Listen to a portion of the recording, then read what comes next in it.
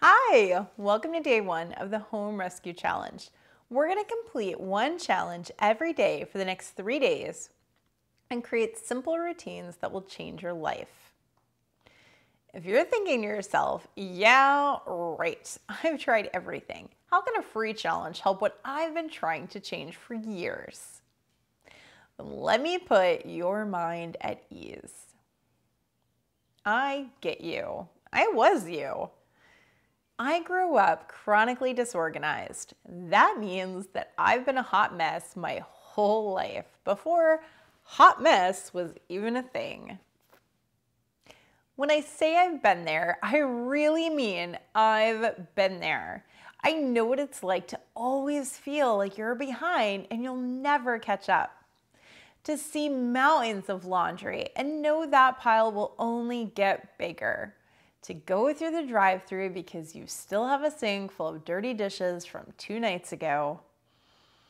I know what it feels like to always forget important things and to feel like we're just one step away from dropping a major ball. I know what it's like to suck at budgeting, to swipe your card and crush your fingers that it will get approved because you have no idea how much money is in your bank account. I know what it feels like to fall into bed exhausted every night thinking that there must be more to life than work, dishes, cooking, and laundry. Well, the good news is that wasn't the end of my story, and this isn't the end of your story. I'm Rosemary Groner from Busy Budgeter, and after spending most of my life being chronically disorganized, I got smart and I started working with my personality instead of against it.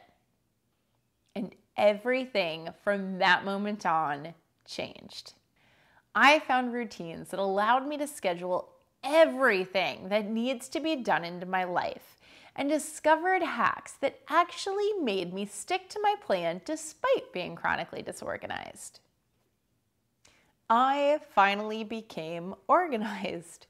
Every aspect of my life started working in a way that would support other aspects of my life. The dishes were done every night, which made it easier to pack lunches, cook at home, and save money. The laundry was done nightly, allowing me to always have the clothing that I needed the next day. I created a supply closet and automated deliveries of things that I would need for less than I could buy them in the store.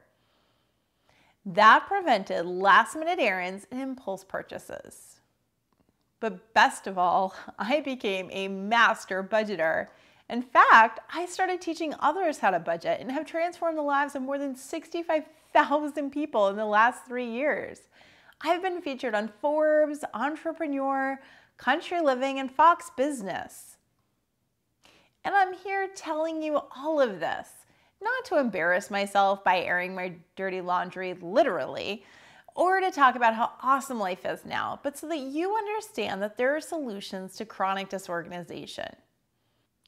I know you. I know your personality. I love your personality. And I believe that this will work for you, but only if you do the work. I want an hour of your life for the next 3 days. That's all I ask of you. But I want you to take this seriously and really do the challenges. Let's start with the first one right now.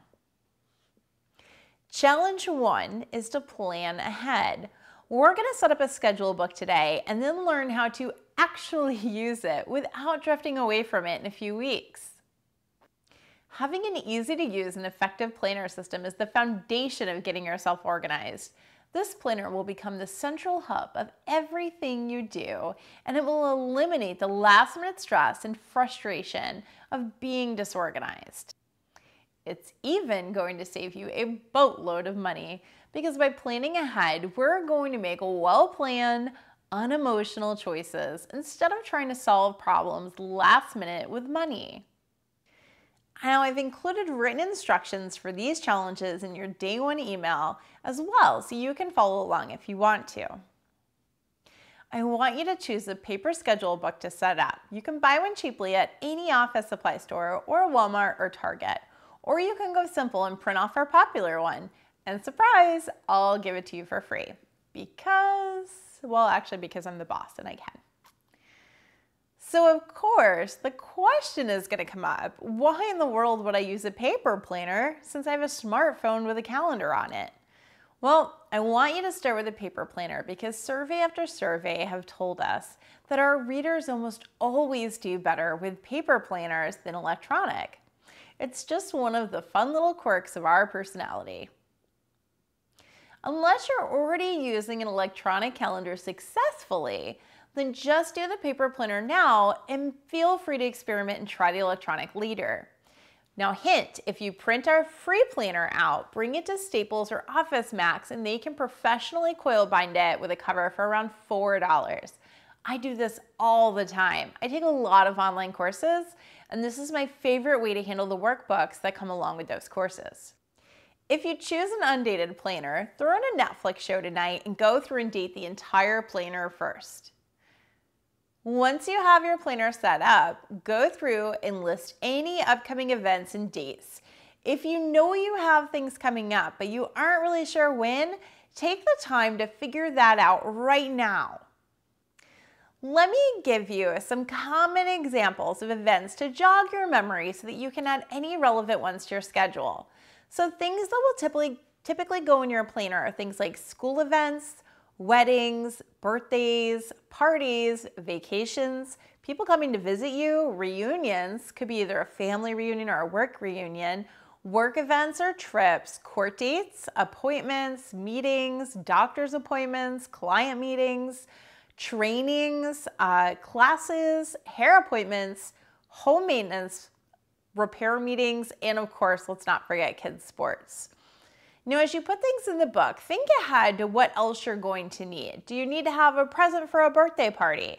Stick that in your schedule book on another day, at least 2 weeks ahead of the party. What about, do you have people visiting? Then do you have enough blankets, pillows, etc. for them to use? Do you need to get a blow-up bed? You don't need to figure this stuff out right now, but designate a date at least 2 weeks ahead of time to figure it out and solve the problem then. Do you need to have money for an event? Do you need to have cash on hand? Put a note in your calendar so that you can remember to take money out ahead of time. Now let me give you a few more examples of things that you need to do to prepare for something. As a guest at a wedding, you're going to need a gift, a super cute outfit, and possibly a date. For a court appearance, if you're a police officer or detective, you're going to need a clean uniform. If you're a witness, a victim, or a defendant, you're going to need a really snazzy suit. For a birthday party, you need to figure out if you need a present, if you need to bring anything, if food is going to be offered, if siblings are allowed if it's a kid's birthday. Now for school events, you may need cash and a packed lunch for your kids, and you may actually need to be there as well, so you may need to take time off of work. So the idea behind this is that we want to get all of this stuff that's rambling around in your brain out of your head and into a system where you have a time and a place to deal with it.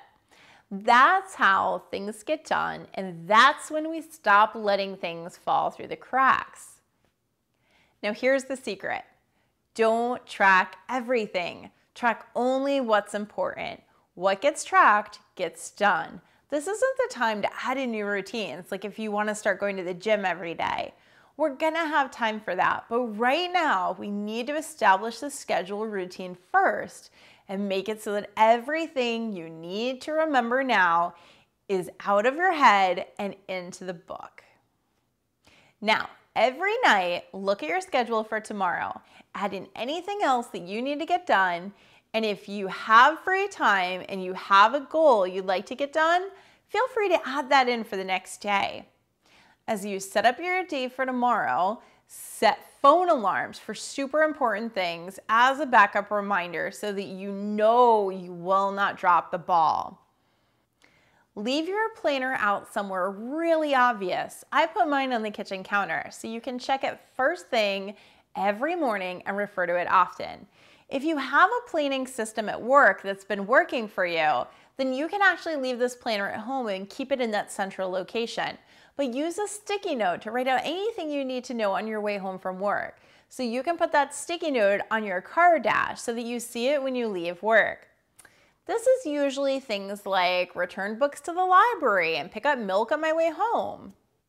Now, I want to warn you that I know where you might go wrong here. We see images like this, and we really want to be these amazingly organized people with color-coded and stickered planners. If this is what you want, then one day I have no doubt they're going to achieve this. But right now, that dream is killing your ability to get anything done. Usually people do this for a few weeks or even days until their book gets sloppy, and then they abandon it. Here's actual pages from my schedule book, and I've kept a consistent schedule routine for years. It's totally sloppy, but it keeps me organized and gives me time to do what I really want. Again, I'm not showing you this so that you can make fun of how awful I write, but because I want you to realize that while these perfect images get shown on Pinterest, this image is what really matters, real life. As a side note, if you do care about being neat, I use friction erasable pens almost exclusively. They're amazing, and they erase better than pencil while having tons of fun colors. They write really smooth.